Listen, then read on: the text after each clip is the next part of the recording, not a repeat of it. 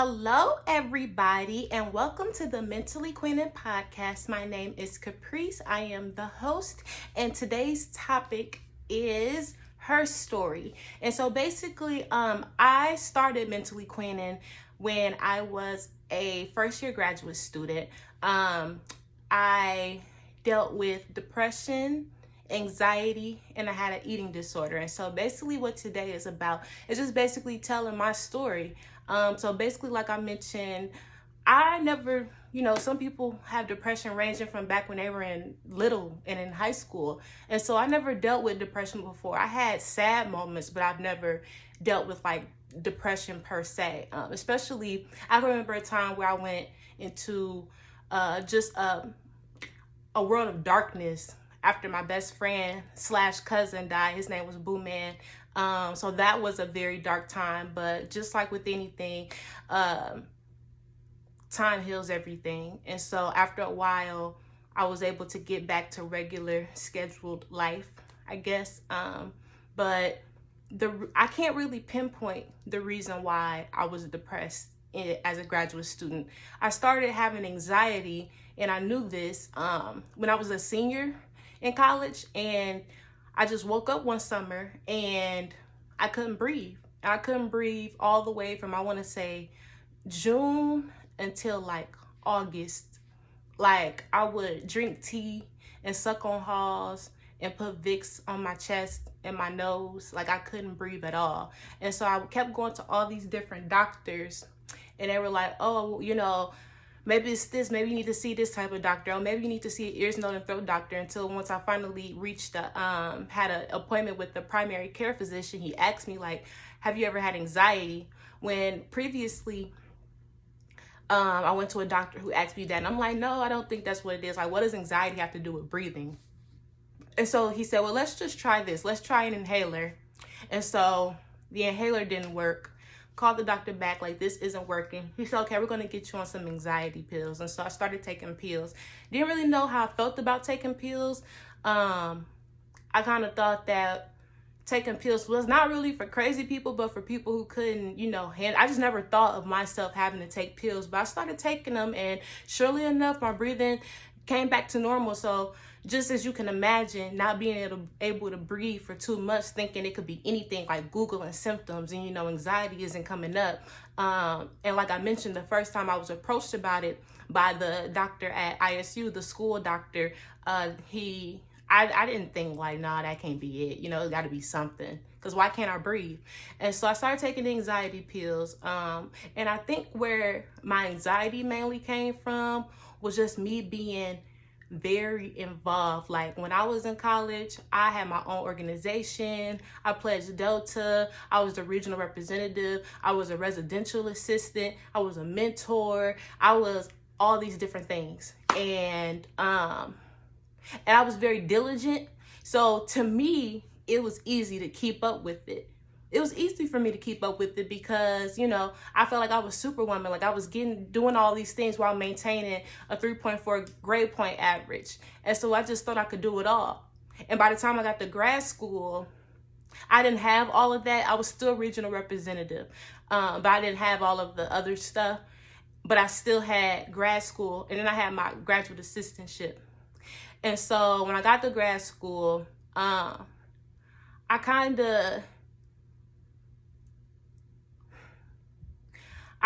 of just went in a downhill spiral, because I can remember so little about it, but I just know I started slacking. Like, I didn't feel welcomed in the program that I was in. I felt like my cohort was very competitive. I felt like I didn't belong. And so this is what we call imposter syndrome. And basically, let me just do a quick Google search really quickly, just to give you the correct definition. So the first thing that pops up, it says imposter syndrome is the feeling that you haven't earned your success. You simply got lucky, and you're a fraud or imposter around people who actually earned it and know what they're doing. It makes one feel that they do not have the skills or expertise to hold their current job, but instead made it there by chance. They think if anyone found out how little they know about their job, they'd be fired immediately. And so in this case, it wasn't my job, it was my schooling.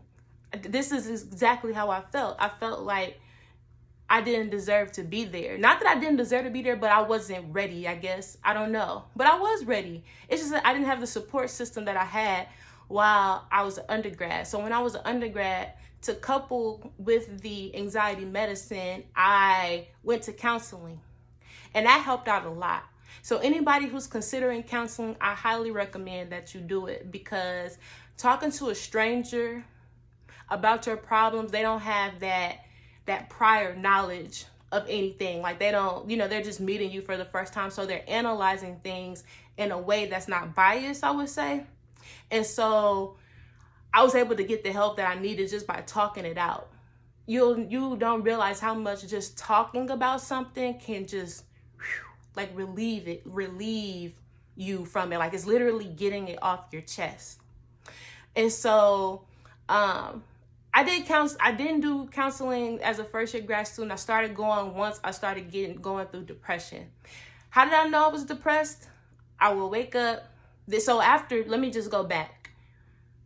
So in the midst of me not feeling like I belong, I was failing. Like I just I wasn't focused. I wasn't focused. And so due to the imposter syndrome, I just wasn't focused. I didn't feel supported, and I felt like I didn't deserve to be there. So for the first time ever, I flunked out of a class. I've never flunked a class before. And so I flunked out of a class and I had to redo it over. And so that class was very, very stressful. And then I was having issues with work. Like I had a family member that committed suicide. I had all of these different things going on, and my head wasn't on straight at work either. And so me, I'm a go-getter. I'm ambitious. I always need to have my hand in something. And so it started hurting me knowing that I wasn't putting forth, I wasn't A1, I wasn't putting forth, I wouldn't say I wasn't putting forth my best foot. I just only put forth what I had left in me, and it wasn't very much. And so I ended up getting fired from the graduate assistantship around February. So this was around spring semester, and I dropped some classes. And I had a teacher literally tell me you need to just drop out so that you can salvage any opportunity you have to get back into grad school. And so I just did so I dropped out. But then I got a second opinion. It was no, you can be, you can just take these classes and then you can be admitted conditionally. You'll be put on academic probation. Never been on academic probation. I was in college and never had issues. And now in grad school, yes, grad school is harder per se, more than undergrad, but I felt like I could do it. I was able, like I mentioned, to handle all these different things, as well as maintain a great GPA. I never pictured myself failing anything. And so once I got fired from the job, I just felt like I didn't have any purpose. I had no motivation whatsoever. It was hard for me to sleep. It was hard. And then when I did sleep, I slept all day. It was hard for me to go out in public. It was hard for me to eat. It was hard for me to eat. I weighed 100 and maintained a weight between 120 and 130 pounds in my adult years. 99 pounds in a matter of 2 months. I didn't eat. I had to see a dietitian. I had to, my roommate, her name was Ashley, and I love Ashley. She'd be like, hey, I made some dinner. Do you want some? And I'm like, yeah, because I had no motivation to cook. I had no motivation to eat. One bowl of Chipotle for a whole day. I only ate half, and that would be the only thing that I ate the whole day. You could see it. So when you look at the picture on the flyer, it's kind of digitized, so you can't really see it as much, but my eyes are sunken in. My rib cage is showing. I got this picture where I took a picture of this tattoo right here, where you see my veins. in my arms. That's how much weight I lost. People were concerned. People, like, I literally got like, are you okay? Or you look tired. No, I'm sick. I was depressed. And it was hard coming to terms with that because I didn't know where it came from. I don't know why I was feeling the way that I was feeling. And then I finally got put on medicine. I'm like, forget it. Nothing else is working.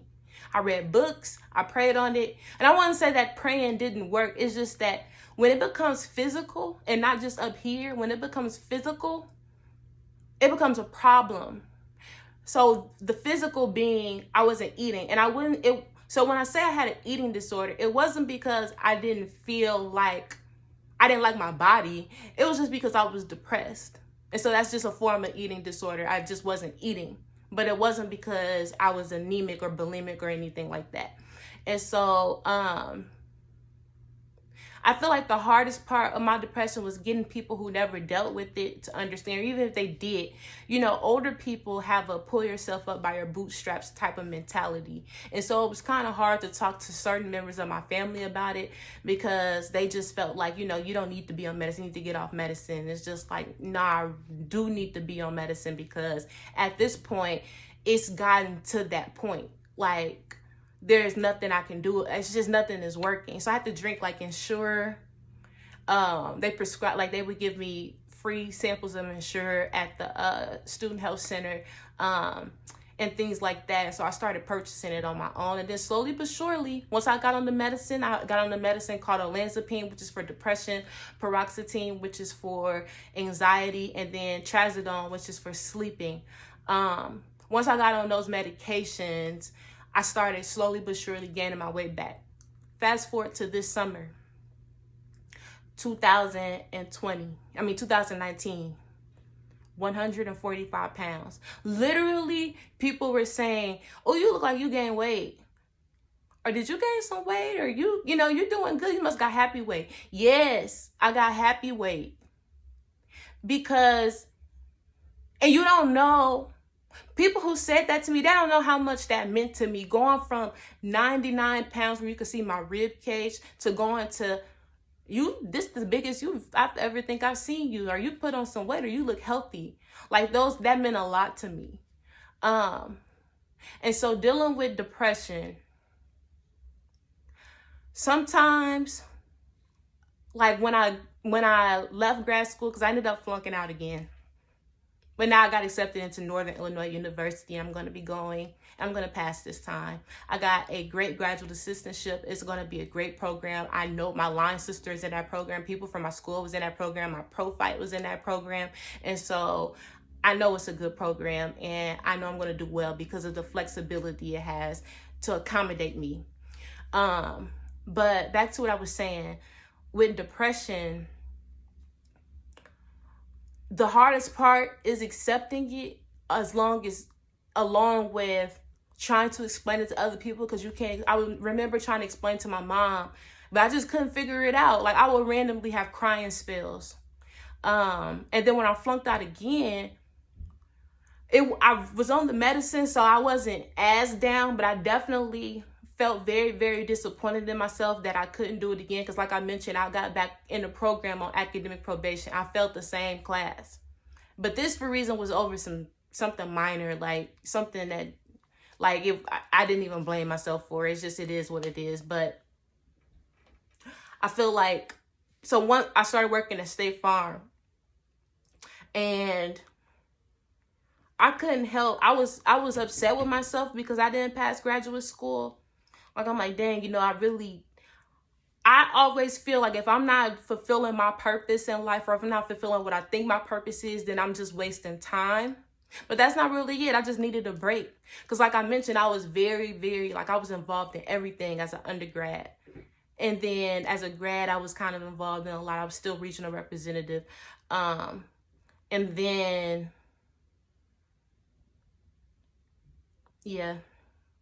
Just reflecting back on it. Sorry for the pause. It's just reflecting back on it. It's just like, wow. So I started working at State Farm. Didn't really too much care for the job. But it was, it was a blessing. It was a blessing anyway, because all I had to do was get up and go to work. I didn't have any other obligations. And so, but again, transforming into that adult life was kind of hard because at this point, I didn't, like I mentioned, I didn't have anything else going on but Mentally Queenin. And so, like I mentioned, the job was okay. And literally, it did pay the bills. It paid the bills. And it was the most money I ever made in my life. I mean, it was only $13, but it was the most money I've ever made in my life. And so I was grateful for it because I still had rent to pay. Even with me flunking out of school, I still had a lease. And luckily, I was able to get out the lease. I found a subleaser and I moved down here to Texas. So fast forward to August of 2019, I moved down here. I don't know if I just didn't apply myself or what, but I started work. I couldn't find like jobs. I just was, I was on Indeed just applying to anything that I could like find. And I started working at Applebee's. It paid the bills again, but I wasn't happy. I'm like, I got a whole degree. Why am I not? It's just, to me, I feel like I have the whole world at my fingertips and I want to experience it all. And so I worked at Steak and Shake. That was my first job. Well, actually, Aeropostale was. But I worked at Steak and Shake, and that was like my first job that I had for more than a month because Aeropostale was only seasonal. And so going back to fast food after putting all that work and effort in for a 4-year degree and then going back and working in a restaurant business, that was kind of depressing. I mean, I didn't beat myself up too much for it because I was kind of blessed because I still, again, had a car note. I had insurance. I had a cell phone bill, And so it paid the bills. Now I work for a company called WageWorks. And again, it pays the bills. But I knew last year I needed to get back into school because if I'm not doing what I want to do in life, I don't feel like I'm fulfilling my purpose. And God's timing is everything. Because I'm glad at this point that I flunked out because I know, I just got a feeling, it's just something that's saying, this is a great opportunity to go to Northern. Like, let me explain to y'all. Not only am I not going to be paying for my tuition, I'm not going to be paying for housing. I'm not going to be paying for a meal plan. God's timing is everything. And so I didn't feel like after senior year when I got accepted into my because I went to the same school that I got my undergrad in as a graduate student. I didn't feel like I needed a break, but like my body was trying to catch up because I wasn't eating right or sleeping right. I was decent, but like all of that stuff catches up to you if it's not well balanced. So you have your tasks that you have to do, like, wash the dishes, take a shower, stuff like that, do your homework. And then you have eat, drink water, sleep. Like you have that responsibility as well that you cannot neglect. And so you want to make sure, my advice for anybody dealing with depression is that, I know medicine, getting on medicine is not everybody's thing. And there are natural ways to deal with it. But I'm here to let you know, if you do think that you need to get on medicine, that's your decision. Because I had people tell me, no, you don't need to be on that. You just can do this. Well, I felt like I need to be on it. And it really did help me out a lot. Like I said, I gained more weight than I had ever weighed in my whole life. I literally 40 pounds. 40. Went from matter of fact, 41. I went from 99 pounds to 40 pounds. And so that was important to me because when I go back and I look at pictures and videos and stuff like of me during that time, my face was literally sunken in. I was so little and so unhealthy and so broken. And so, just a couple tips. Anybody going through depression right now, like I mentioned, if medicine is not your thing, I understand. But if you're considering it, it can be beneficial. I mean, I still take it, to be honest with you. And just to be honest, I still take it because I do not ever, ever, ever, ever want to go back to that again. Ever. The worst time of my life. I don't even know how to explain it. My second tip, talk to someone. I know everybody can't afford therapy. I couldn't even afford therapy. This was coming from free sessions at my school. And then once you use them up, you had to outsource. So I admit, when I started taking the medicine and I started working at State Farm, I didn't really have time to go to therapy because I worked Monday through Friday. But I aired all of that out and put all of that energy into Mentally Queenin. And so that was my outlet. So find an outlet. Do you like to paint? Do you like to draw? Do you like to play basketball? Like, what do you like to do? Like, maybe it's time to tap into a new hobby. Realize that you can overcome it. Even without medicine, you can overcome it. Like, better days are coming. You just have to train your mind. And so that's why I have this series called Positively Precy about training your mind to think positively. Because if you don't, you're going to live a negative life. And so you have to trick your brain, because the devil is always working. And like I mentioned before, he's patient. He's going to see this thing all the way through. He's going to do it until you just deteriorate. And you don't want that to happen. So instead of looking at a situation like, oh, I lost my job. Okay, this gives me the opportunity to maybe look into something, doing the field I want to be in. Or if you were in the field that you want to be in, maybe it's an opportunity for you to find internships. I mean, it's just you have more time to do things now. I mean, yeah, you're looking for a job, bills are coming, money's tight, but it'll all work out for the best. And you have to believe that, because if you don't believe that for yourself, it's not going to work.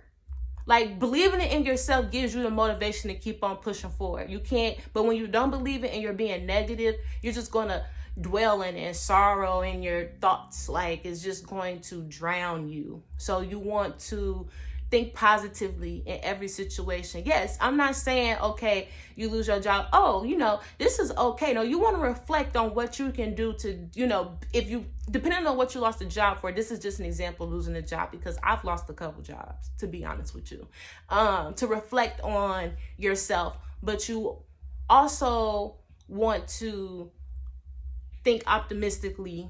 Okay, I thought about it, I reflected on it, I had my day or a couple of days or however long it takes, but you don't want it to take too long. No, I don't have a time frame for how long it's supposed to take. But you're going to get tired of your own self thinking of what you're thinking about if it's negative. So you want to think positive. My next step is dealing with depression. Like I mentioned, I'm a Christian, so Mentally Queenin is, I do say things about God. Talk to God about it. Look up Bible scriptures about depression and see what he has to say about it. Because at the end of the day, he's going to be the one to lead you through it.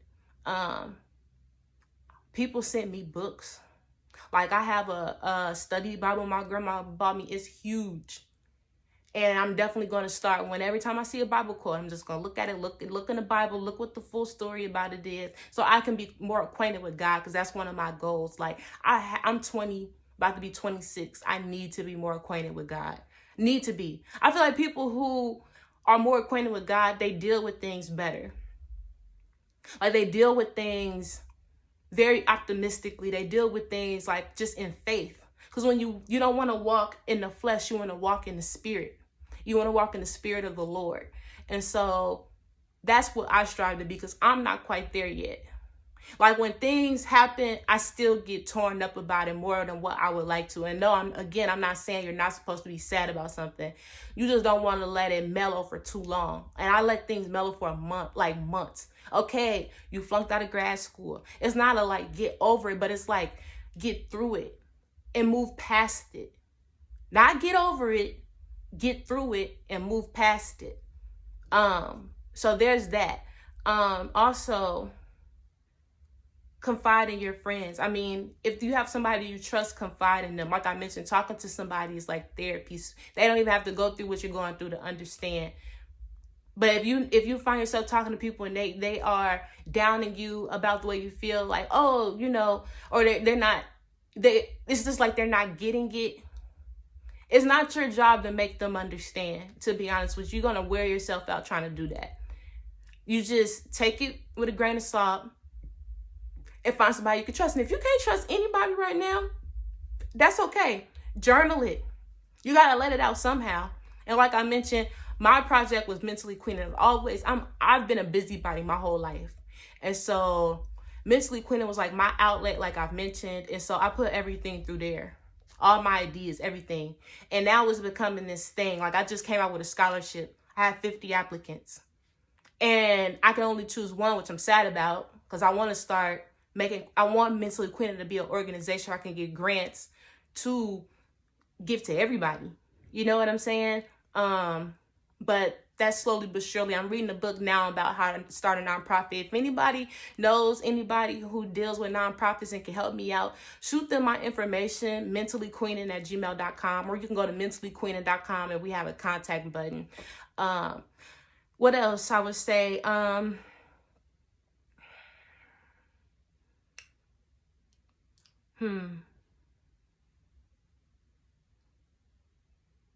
I don't know. To be honest, I would just say keep the faith. Make sure you're eating healthy. Making sure you keep up with your hygiene. One of the hardest things for me when I dealt with depression was getting out of bed. I didn't want to shower. I shower every day. I didn't want to shower. I didn't want to eat. I didn't want to do nothing. I didn't fix my hair. I didn't do nothing. But what I found that helped me, I hung out with my pledge daughter, Renee, a lot. Like every day. And I talked to my roommate every day. That was the type of support I needed that got me through. And they may not know this, but they got me through a lot. I talked to my mom every day. Talk to my dad occasionally. But finding somebody you can talk to is always a blessing. So if you know anybody, just let them know. You know, they don't have to have necessarily went through depression. And that's why I have Mentally Queenin, because we have a group chat. People put in there all the time, like, you know, I'm going through this. Has anybody ever went through this, X, Y, and Z? They're like, yeah, I went through this. And, you know, you can text me if you want to. Like, I know a lot of women who are like that want to see other women get well, because depression is a real thing. Anxiety is a real thing. Eating disorders are a real thing. PTSD is a real thing. Bipolar disorder is a real thing. OCD is a real thing. And it's people like, oh, it's just in your mind. Yes, that's where it stems from. It's a chemical imbalance. So you telling us it's just in his mind? It's like, well, duh. That's where it starts from. Your choices and your decisions come from your mind. Do you know how important the mind is? It's literally the brain. Without our brain, we can't function as a human. So imagine a chemical imbalance. That is real. That's why I try to stress to people. So when people say, oh, it's like, I don't believe in that, or, you know, I just feel like, you know, it's a real thing. You may not understand it. Like, I had my cousin, his name is Carlos. He used to tell me about his anxiety. I'd be like, oh, you know, I didn't understand it until I went through with it. People are probably not going to fully understand it unless they went through it. Even people who are psychologists, psychiatrists, they understand it to a T, but like scientifically and just with experience with dealing with people. But if they never experienced it themselves, they don't know the multitude.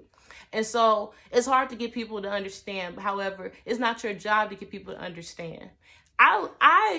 In my sense, I feel like it's my job to bring awareness, but if you don't understand it, you just don't understand it. But that doesn't downplay other people's experiences and what they're going through just because you don't get it or you don't understand it or you feel like I shouldn't be on medicine or whatever. And so I don't mind, me personally, I don't mind telling my story. I don't. Because when I did, do you know how many, hey, I've been feeling that way too, or can I talk to you about, or what? Because people do go through it. Everybody goes through a dark phase sometime in their life, whether it's due something that, you know, cause an effect, like, oh, you know, your parent passed away, so you go through these dark times, whatever the case may be. But with people with depression, we don't necessarily have to have a specific reason. It's just in us. It's just like this, to me, it was like this gray cloud was over me for months until I started getting through it. I'm not even going to say get over it, because we're not going to say that anymore. We're going to say get through it. Get through it and get past it. And it could come back again, but it just makes you stronger. Some people are more susceptible to it than others. And so with that being said, always be queening, mentally queening. Continue to wear your crown. Don't bow your head. Do not bow your head, girl, because your crown will fall off. Thank you.